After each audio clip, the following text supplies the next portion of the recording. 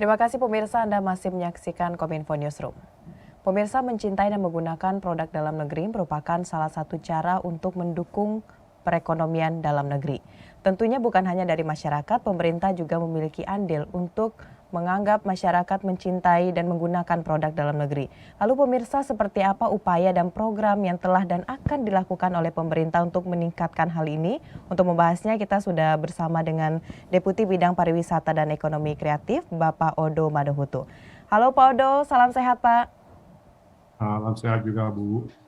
Baik, Pak Odo, kita berbicara mengenai mencintai produk dalam negeri. Kira-kira sejauh ini upaya yang telah dilakukan oleh pemerintah atau mungkin ada satu hal yang harus dimaksimalkan agar bisa meningkatkan penggunaan UMKM ini seperti apa yang telah dilakukan oleh pemerintah, Pak? Baik, terima kasih atas kesempatannya, terima kasih kepada teman-teman di Kominfo atas undangannya. Jadi rencana pemerintah sebagaimana dicanangkan oleh Bapak Presiden pada tanggal 14 Mei 2020 yaitu mengenai gerakan nasional bangga. Elemen utama dari gerakan bangga ini adalah bagaimana meningkatkan permintaan terhadap produk meningkatkan permintaan itu ada dari dua sisi. Pertama itu dari masyarakat, kedua masyarakat pada umumnya untuk membeli produk ini. Kedua adalah dari sisi pemerintah. Dari sisi pemerintah kita baru saja beberapa kali melakukan rapat kementerian yang dipimpin Bapak Menko. Tujuannya adalah memastikan pemerintah pusat dan daerah membeli produk-produk ini dengan nilai total mencapai 400 triliun. Dan 400 triliun ini kalau menurut BPS, hasil kajian dari BPS akan menambah tingkat pertumbuhan ekonomi setelah 1,6 1,8. Jadi praktisnya upaya yang dilakukan jadi arahan Pak Presiden,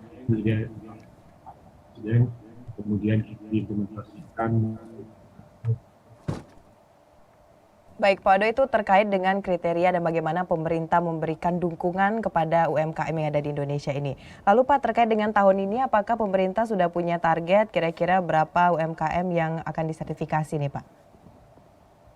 Sertifikasi, maksudnya sertifikasi PKDN. Kalau targetnya yang akan dilakukan oleh teman-teman Kemenper ini tahun ini targetnya adalah sekitar 12.000 TKDN, 12.000 TKDN untuk tahun ini. Namun juga untuk terkait UMKM-nya kita target adalah 6 juta onboarding karena sejauh ini sudah 17,5 juta UMKM sudah onboarding dan target kita pada 2030 adalah 30 juta. Jadi harapan adalah pada 2022 ini ada sekitar 22 sampai 23 juta yang sudah onboarding. Baik. Selanjutnya berkaitan mengenai kebijakan penggunaan produk dalam negeri. Tentunya ini salah satu tujuannya untuk meningkatkan daya saing bagi produk atau industri dalam negeri itu sendiri. Sejauh ini kira-kira sudah ada Pak gambaran mana UMKM yang sanggup untuk bersaing dengan produk luar dan mana yang belum. Kalau yang belum itu kira-kira mereka kenanya di mana Pak dan apa usaha yang akan kita lakukan?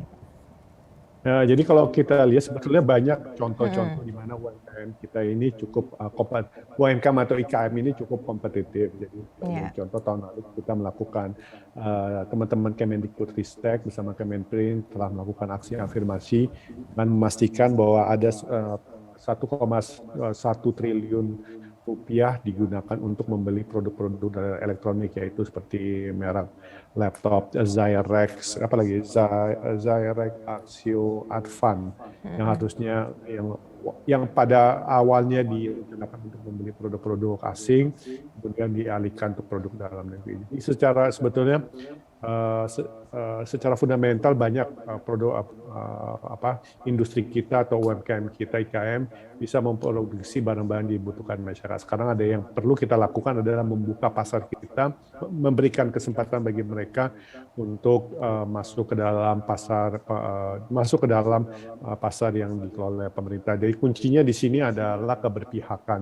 Karena tidak ada negara lain yang akan berpihak terhadap produk-produk kita kecuali kita sendiri. Oleh karena itu ini adalah langkah yang kita lakukan. Baik. Kalau sejauh ini upaya atau hal apa yang telah dilakukan oleh pemerintah untuk meminimalisir nantinya terjadi penyimpangan pada pembelanjaan di setiap kementerian atau lembaga, Pak Odo? Oke. Nah, untuk itu kita sudah bagian dari upaya kita melibatkan dari awal teman-teman dari BPKP, BPK dan LKPP. Mereka yang menyusun sistemnya dan dari awal sudah melakukan pendampingan. Kita dapat meminimalisir inefisiensi sektor pada proses belanja dan belanja barang dan jasa pemerintah.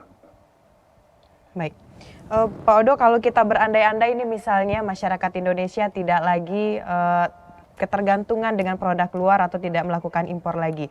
Nah, itu sejauh mana peningkatan dari potensi ekonomi nasional, Pak? Ini andai-andainya begitu, Pak Odo. Ya, kalau kita bisa mengubah belanja pemerintah 400 triliun untuk produk dalam negeri, maka tadi kami sampaikan akan menambah tingkat mencapai 1,6-1,8%. Jadi artinya kalau pertumbuhan Indonesia tahun ini diprediksi 3%, nah kalau kita bisa memastikan 400 triliun ini untuk produk dalam negeri, maka pertumbuhan ekonomi bisa mencapai lebih dari 4%. Namun juga perlu diingatkan kita hidup di dunia yang besar, di mana di mana perdagangan terjadi antar negara, tidak bisa kita menutup sama sekali berinteraksi dengan bangsa lain. Sederhananya adalah saya yakin Ibu kan suka makan tempe, dan Ibu tahu kedelainya dari mana? Kedelainya dari luar negeri. Jadi ya kita realistis, tapi yang ingin kita lakukan adalah untuk mengoptimalkan belanja yang dikelola oleh pemerintah untuk mendorong produksi. Nah, sehingga merek seperti Zyrex someday suatu saat bisa berkompetisi dengan merek seperti Huawei atau Xiaomi atau Sony. Dan supaya mereka bisa berkompetisi, pasarnya kita buka dan kita pastikan kita beli, bahwa nanti ada sedikit-sedikit jelek sih, that's fine, karena itu kan produksi dalam negeri. Namun saya ingin kembali mengenai tadi produksi Zyrex yang telah banyak membeli produk Zyrex, mereka menyatakan sejauh ini tidak ada keluhan, dan saya kira ini bentuk nyata bahwa bangsa ini bisa memproduksi barang dan jasa yang sesuai dengan kemauan konsumen dan kedua berkualitas. Baik, Pak Odo, kalau kita lihat saat ini masyarakat Indonesia terlebih kita fokuskan pada generasi muda. Generasi muda ini adalah generasi yang memiliki kreativitas yang tinggi dan rasa ingin tahu yang besar. Kalau Bapak melihat sejauh ini bagaimana minat dari generasi muda ini untuk membangun UMKM, Pak? Saya kira setiap generasi mempunyai masanya, dan saat ini masanya adalah untuk menjadi entrepreneur, dan menjadi entrepreneur adalah menjadi pahlawan. Kenapa menjadi pahlawan bangsa? Karena dia menciptakan lapangan kerja, kedua dia menciptakan membantu pertumbuhan ekonomi, dan yang paling penting adalah membayar pajak supaya pemerintah bisa berjalan dan bisa dialokasikan untuk hal-hal yang produktif. Dan ini saya ingin garis bawahi mengenai pajak, apa yang disampaikan oleh Pak Menko. Pajak yang diambil dari masyarakat digunakan untuk pertumbuhan ekonomi. Caranya bagaimana? Yaitu memastikan kita membeli produk dalam negeri. Baik, Pak Odo mungkin bisa disampaikan juga lebih ditekankan lagi kepada masyarakat sebenarnya apa manfaat apabila kita mencintai dan menggunakan produk dalam negeri.